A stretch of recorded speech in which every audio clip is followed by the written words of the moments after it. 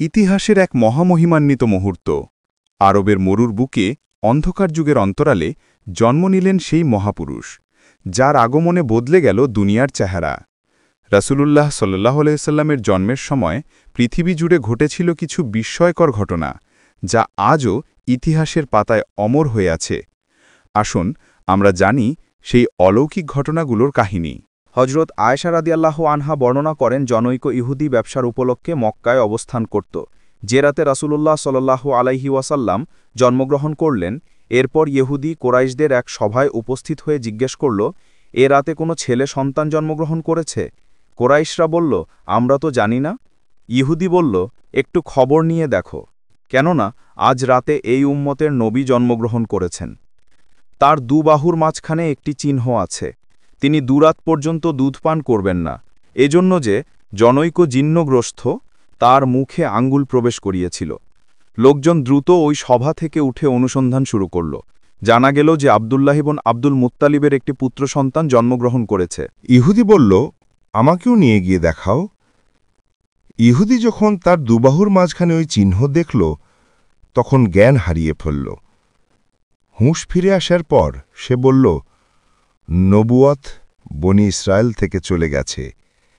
হে কোরাইশ, আল্লাহর শপথ, এই নবজাতক তোমাদের উপর এমনই আক্রমণ করবে, যার খবর পূর্ব থেকে পশ্চিম পর্যন্ত ছড়িয়ে পড়বে।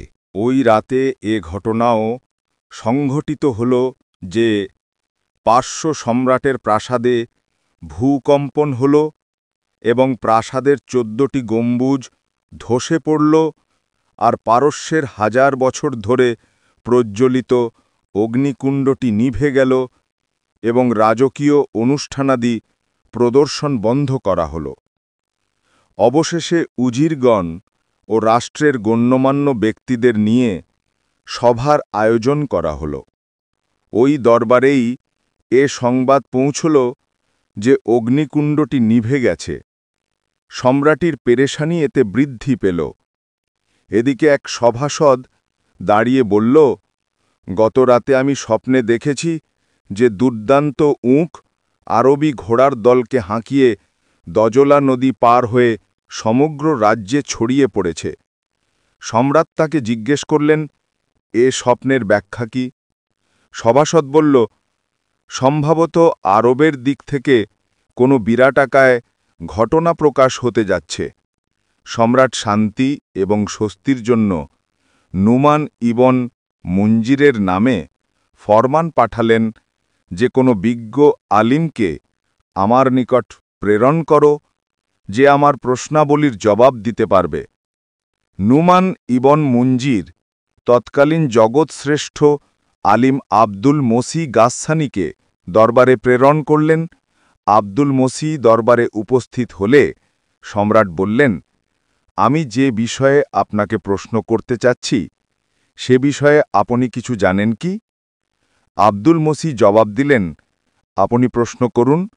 যদি আমার জানা থাকে তো বলে দেব, অন্যথায় কোনো বিজ্ঞ লোকের নিকট প্রেরণ করব।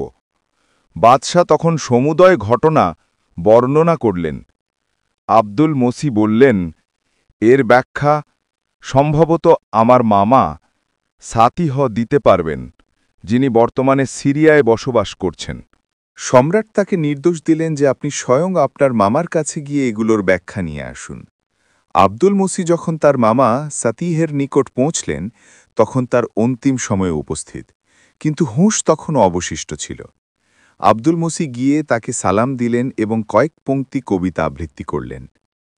আব্দুল মসি এর আবৃত্তি শুনে সাতিহ তার দিকে ফিরলেন এবং বললেন, আব্দুল মসি দ্রুতগামী উঠে চড়ে সাতিহের নিকট এমন সময় পৌঁছলেন যখন সে মৃত্যুর দ্বারপ্রান্তে।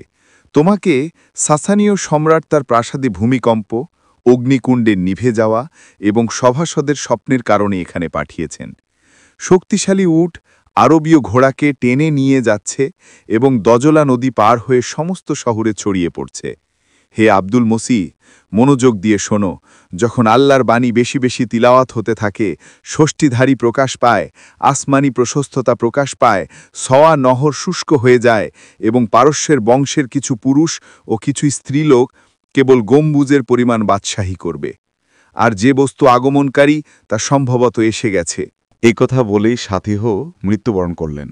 আব্দুল মাসিহ ফিরে এলেন এবং সমুদয় বিবরণ সম্রাটকে শোনালেন। সম্রাট তা শুনে বললেন, 14 জন সম্রাট অতিক্রান্ত হতে তো দীর্ঘ সময়ের প্রয়োজন, কিন্তু সময় অতিক্রান্ত হতে আর কত দেরি। তাদের 10 জন সম্রাট তো কেবল 4 বছরই গত হয়েছেন, আর অবশিষ্ট 4 সম্রাট তো হজরত ওসমান রাদিয়াল্লাহু আনহু-এর খিলাফতকাল পর্যন্ত শেষ হয়েছে। রাসূলুল্লাহ সাল্লাল্লাহু আলাইহি ওয়াসাল্লামের জন্মের সময় ঘটে যাওয়া এই ঘটনাগুলো আমাদের মনে করিয়ে দেয় তিনি ছিলেন আল্লাহর এক বিশেষ রহমত। তার আগমন শুধু আরব নয়, পুরো মানবজাতির জন্য এক মহা আশীর্বাদ। আমরা যেন তার শিক্ষা ও আদর্শকে জীবনে ধারণ করতে পারি, এই হোক আমাদের অঙ্গীকার। যদি ভিডিওটি ভালো লেগে থাকে, লাইক, শেয়ার এবং সাবস্ক্রাইব করতে ভুলবেন না। পরের ভিডিওতে আবার দেখা হবে ইনশাআল্লাহ।